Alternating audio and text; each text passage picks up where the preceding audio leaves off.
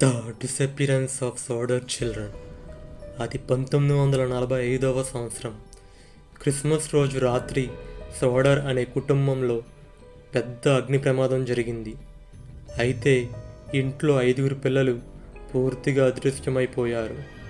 అగ్నిలో వాళ్ళు ఎలాంటి అవశేషాలు కూడా లభించలేదు. కానీ సంవత్సరాల తర్వాత తల్లిదండ్రులకు ఓ ఫోటో వచ్చింది. అందులో ఒక యువకుడు ఉన్నాడు. అతను అచ్చం అదృశ్యమైన పిల్లల్లో ఒకడిగా కనిపించాడు. ఫోటో వెనుక ఒక రహస్యమైన సందేశం దాగి ఉంది. అది సోడర్ పిల్లలు మరణించారా లేదా వారిని ఎవరన్నా కిడ్నాప్ చేశారా అని రాసి ఉంది. ఈ మిస్టరీ ఇప్పటికీ సమాధానం లేనిదే. ఇంతకీ ఆ పిల్లలు ఏమయ్యారు? ఆ ఫోటోలో ఉన్న వ్యక్తి నిజంగా సోడర్ పిల్లవాడేనా?